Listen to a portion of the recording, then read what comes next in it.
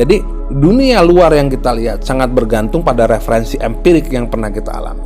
Dan referensi empirik itu di dalam benak kita ada dalam dua bentuk. Yang pertama dalam bentuk yang aktif, artinya pengalaman-pengalaman yang pernah kita alami dapat kita ingat begitu saja muncul dalam pikiran kita. Ada beberapa kenangan dan pengalaman yang kita simpan dalam sekali pada memori kita. Dalam kasus pembahasan tentang semiotik, yang kita panggil, yang kita korporasi adalah ingatan jangka pendek.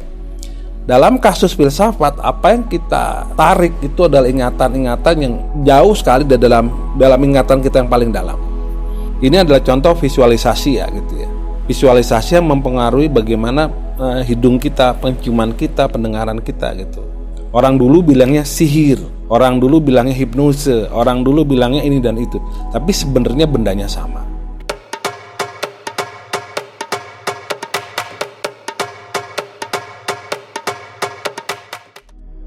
Salam jumpa di Jurnal Hendra. Kali ini kita akan mencoba sebuah eksperimen bersama ya. Kita coba menjelaskan dua hal ya. Yang satu adalah semiotik, yang dua adalah hipnosis. Di hadapan saya ini ada satu buah ya, yang oleh orang Indonesia dikenal dengan cempedak. Nah, di sini kita belajar semiotik bahwa bagi orang-orang yang pernah punya pengalaman bertemu dengan cempedak, pasti ketika melihat benda ini seolah-olah dan seakan-akan sahabat bisa mencium aromanya, ya. Di sini aroma cempedak ini begitu kuat gitu ya, di ruangan ini begitu kuat karena cempedak ini benar-benar matang ya. Dan tentu saja kawan-kawan yang pernah punya pengalaman berkontak dengan cempedak bisa membayangkan bau cempedak, bukan membayangkan bentuk ya, oke, membayangkan baunya gitu ya. Jika kata cempedak kita rubah dengan kata nangka, misalnya ini adalah nangka, maka referensi yang muncul dalam benak para sahabat akan berbeda. Jadi itulah dasar dari penjelasan yang paling simpel dan praktis tentang semiotika, segitiga semiotika. Bahwa apapun yang kita lihat di luar itu sangat bergantung pada referensi yang kita punya atau pengalaman-pengalaman empirik yang pernah kita alami gitu ya. Contohnya cempedak ini gitu ya. Lebih lanjut lagi, saya menginginkan kawan-kawan membayangkan kita menggoreng cempedak ini dengan tepung dan kemudian membayangkan itu masuk kita lagi kunyah dan bisa membayangkan bagaimana aroma cempedak itu meledak di dalam mulut dan kemudian masuk ke hidung dan mempengaruhi kita gitu ya.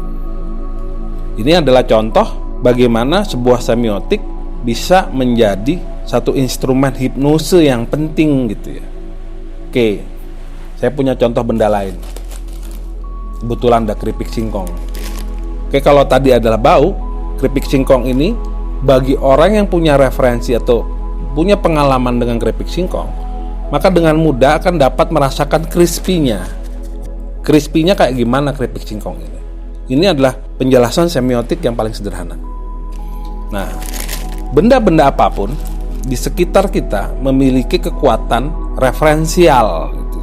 Sehingga kita mengenal apa yang disebut brand, kita mengenal apa yang disebut merek-merek tertentu yang membangkitkan kenangan dan memori dan menstimulasi, memberikan rangsangan-rangsangan kuat kita untuk merespon benda itu dengan cara-cara tertentu gitu.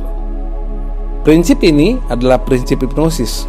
Artinya, jika saya punya warung, katakan warung buah, saya menempatkan 3 cempedak di warung saya, itu kemungkinan orang untuk nengok ke warung saya akan besar sekali karena bau cempedak ini menghasilkan referensi yang kuat dalam pikiran orang yang pernah punya pengalaman berkontak dengan cempedak.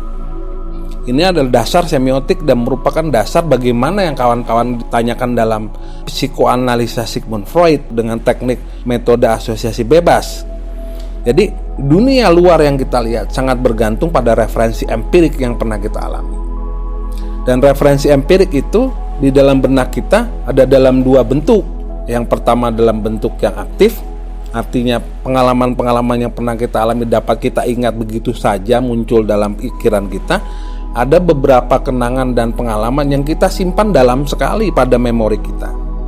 Nah, dalam kasus pembahasan tentang semiotik, yang kita panggil, yang kita korporasi adalah ingatan jangka pendek.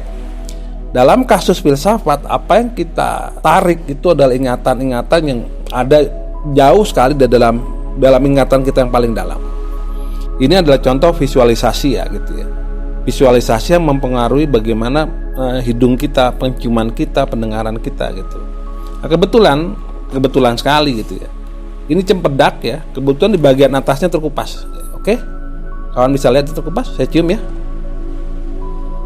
Oke, kawan-kawan bisa yang memiliki pengalaman dengan cempedak, tentu ketika melihat saya mencium cempedak, ikut merasakan baunya, ikut dapat merasakan sensasi bagaimana aroma cempedak ini semerbaknya masuk dari hidung dan nempel di belakang hidung. Gitu ya. Ini adalah bentuk-bentuk hipnose didasarkan pada prinsip-prinsip semiotik.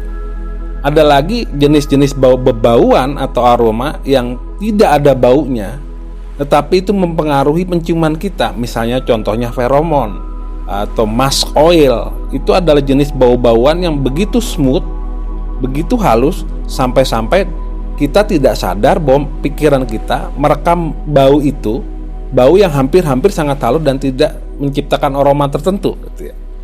Maka bagi kawan-kawan yang sensitif, ketika ada hujan turun akan mencium bau petrikor, tanah basah. Ada yang mencium, membedakan daun yang baru kena air hujan dan daun yang belum terkena air hujan. Peningkatan kemampuan kapasitas indrawi kita, salah satu bentuknya ini, dapat kita tingkatkan mungkin 2 atau 3 atau bahkan 5 kali lipat. Dalam tahapan-tahapan tertentu seakan-akan bahwa indrawi kita itu memiliki kecerdasannya sendiri. Bahwa seorang yang ahli dengan teh akan bisa membedakan aroma teh dan rasa teh. Dan keahlian-keahlian seperti itu menjadi keahlian kunci bagaimana seseorang bisa menjadi seorang empu, bisa menjadi seorang resi, menjadi seorang bagawan. Karena pada tingkat tertentu panca inderanya dipengaruhi oleh referensi-referensi yang demikian rupa. Hal yang mengganggu kita hari ini adalah referensi kita knalpot gitu. Referensi kita bau apa ya? Makanan-makanan siap saji yang aromanya ditimbulkan secara sintetik, yang benar-benar didesain untuk menstimulasi panca indera kita, dan kemudian stimulasi panca indera itu mempengaruhi kemauan kita untuk menginginkan sesuatu yang sebetulnya kita tidak butuhkan. Orang dulu bilangnya sihir, orang dulu bilangnya hipnose, orang dulu bilangnya ini dan itu. Tapi sebenarnya bendanya sama. Bahwa dasarnya adalah semiotik, semiosis, bahwa bagaimana kita menyikapi dunia di luar kita itu tergantung referensi-referensi pengalaman yang ada dalam benak dan kehidupan kita. Bagi orang-orang yang usianya di usia saya mungkin 45 ke atas, 55, maka tentu saja referensinya padat gitu ya. Tentu saja bagi anak-anak muda, kenapa mereka jadi sumbu pendek? Karena referensinya tidak setebal orang-orang yang sudah berusia. Tapi belum tentu orang-orang yang lebih tua memiliki referensi yang lebih lengkap daripada anak muda, belum tentu. Tergantung bagaimana proses mengakumulasikan pengalaman-pengalaman dan referensi-referensi itu secara sistematik ke dalam pikiran kita. Oke? Bagaimana manusia menguasai semiotik itu menjadi kata kunci dalam mengembangkan kecerdasan yang ada pada kita, dan bagaimana kita menyikapi bagaimana kecerdasan itu tumbuh pada anak misalnya, pada pasangan kita, bagaimana dia berubah, bagaimana dia berstimulasi, bagaimana dia terstimulasi, bagaimana dia mengapresiasi, bagaimana dia merefleksikan pengalaman-pengalaman itu sebagai hal-hal yang baru. Nah, di sini ada yang disebut archetype gitu ya. Jadi ada hal-hal yang sebetulnya secara mendasar sama pada semua manusia. Nah, bagaimanapun kita adalah produk evolusi, di mana ingatan-ingatan empirik kita pada tahapan yang paling dasar itu relatif sama. Ke depan kita akan bahas lagi refleksi-refleksi. Kalau tadi kita pakai cempedak, mungkin besok atau nanti kita akan bawa rupang ya, arca gitu. Jadi mungkin saya akan membawa satu arca kecil.